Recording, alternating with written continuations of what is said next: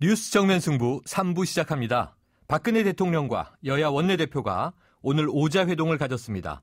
역사교과서 국정화 논란뿐만 아니라 경제, 민생, 또 개혁법안, 산적한 숙제들을 논의한 것으로 알려졌는데요. 이번 회동을 통해서 청와대와 여야가 입장차를 좁히고 새로운 국면을 맞이할 수 있을까요?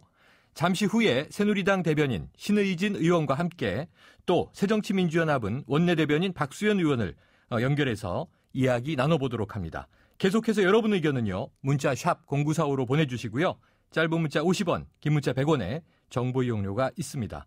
정면 인터뷰 먼저 신의진 새누리당 대변인 연결하겠습니다. 신 의원님 안녕하세요. 네, 안녕하세요. 네, 이 청와대가 3자 회동을 원했던 이 야당의 입장에도 불구하고 여야 원내 사령탑을 함께 참석시켜서 5자 회동 형식을 관철시킨 이유 뭐라고 보십니까? 사실 오늘 회동은 7개월여 만에 산적한 민생 현안을 논의하는 굉장히 값진 소통의 자리거든요. 네. 그래서 사실 국회는 그동안에 노동개혁을 비롯한 현안들이 막 산적해 있는데 이 부분을 해결을 하려면 당연히 당대표 외에도 원내대표 역할이 몹시 중요합니다. 네. 왜냐하면 법안과 예산, 정책 이런 부분을 국회에서 매만지는 자리가 원내대표거든요. 네. 그렇기 때문에 당연히 당의 입장을 정리하는 당대표님과 또 국회의 일을 다 조절하고 도움을 줄 수 있는 원내대표가 함께 하는 것이야말로 네. 진정 민생 정책을 챙기는 데 중요하기 때문에 관철한 것 같습니다. 네, 또 이제 국회 원내 입장까지도 함께 논의하고자 한 것 같다라는 관측 네. 주셨고요. 그런데 이 청와대와 여당이 지금 5자 회동을 통해서 가장 네. 시급하게 해결하고자 하는 쟁점 뭐가 있나요? 예를 들면 저는 청년 일자리 창출이 지금 가장 시급해서요. 네. 이거를 이제 위한 노동개혁이 필요한데 이 관련 법률 개정 등 굉장히 법적, 제도적 뒷마무리가 시급하고요. 네. 또 하나는 국회에 오랫동안 계류 중이었던 경제살리기 입법, 네. 서비스산업기본법이나 관광진흥법, 국제의료지원법 등이 조속히 처리가 돼야 되거든요. 네. 이런 부분을 또 쟁점이고 또 최근에 중국의 경제 성장 둔화 때문에 또 생긴 어떤 외부 요인을 또 완충하기 위해서 한중 FTA 빨리 또 통과시키고 돌파구 마련해야 되니까 이 부분에 네. 대한 것도 지금 해야 되고 또 내년도 예산안도 작년처럼 또 이제 정기국회 내에 해결되니까 정말 많은 문제들이 지금 해결돼야 됩니다. 네, 지금 뭐 굵직한 것만 짚어주셨는데도 예. 지금 처리해야 될 내용들이 굉장히 많군요. 네. 자, 그런데요, 의원님, 이 네. 야권은 그 무엇보다도 이 국정교과서 문제를 주요 쟁점으로 삼고 있지 않습니까? 네. 이 역사교과서의 국정화, 이 찬반 사이에서 예. 서로 만족할 만한 접점 나올 수 있을까요? 사실 우리 새누리당은 이 대한민국의 더 좋은 미래를 위해서 현 세대가 감내해야 하는 일들을 묵묵히 수행하고 있었습니다. 뭐 노동개혁 이런 부분도 그렇고 그때 공무원 연금부 통과도 그렇고 그래서 어떻게 보면은 당장은 좀 논란이 되더라도 미래를 위해서 꼭 해야 될 것을 또 하는 것도 굉장히 중요하다고 보기 때문에 네. 특히 이제 자라는 세대들의 올바른 역사관이 없이는 사실 올바른 국가 형성이 힘들거든요. 네. 그래서 국정교과서 문제도 현재 문제가 있는 이것들을 제대로 하기 위해서 지금 추진을 하는 건데 특히 이제 야당에서는 국정화 자체에 대해서 좀 공세가 많잖아요. 네. 그런데 실제로 문재인 대표가 옛날 비서실장으로 있었던 노무현 정부 때요. 2007년에 네. 대통령 자문 교육 혁신위에서도 당시 검정제로 인한 이념적 편향성을 우려했던 부분, 국정화까지도 조금 논의하자는 부분이 있었을 정도로 네. 이 문제는 해묵은 문제입니다. 그래서 이번에 이것을 갖다 먼저 이제 얘기를 하고 그래서 앞으로 추진해 나가는 것이 지금 대승적 차원에서 분명히 좀 합의가 되지 않을까 생각을 합니다. 네, 대승적 차원에서 야당도 네. 합의했으면 좋겠다 이런 생각이신 아니, 거군요. 예전에 또 자신들이 또 여당이었을 때 이미 그런 또 문제도 지적이 됐었거든요. 네, 쉽진 않아 보입니다만.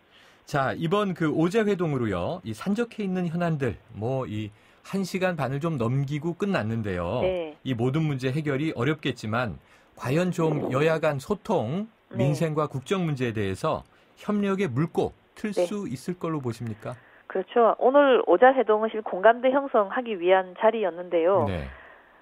이것을 바라보는 국민 모두가 분명히 이 물꼬가 트자는 쪽으로 많이 희망하고 있다고 봅니다. 네. 그렇다면 당연히 국민의 마음을 읽어야 하는 정치권 또 정부는 이것을 위해서 꼬인 매듭은 풀고 막힌 창구를 뚫는 소통의 장을 분명히 저는 만드는 어떤 첫 발걸음이 될 것으로 생각합니다. 네, 의원님 지금 말씀 주셨지만 이게 공감대 형성의 좀 이 첫걸음이면 참 좋겠는데요. 네. 이 대통령과 야당 지도부가 이 장외나 혹은 이 서로 만나지 않고 이 대립각을 세우는 것보다는 그럼요. 보다 좀 자주 접촉하면서 소통을 한다면 네. 더 좋지 않겠느냐 하는 의견들을요. 네. 저희 라디오 인터뷰에서도 참 많이 들었어요. 네. 앞으로 좀 이런 자리, 3자 회동이든 5자 회동이든 네. 종종 마련될 수 있을까요?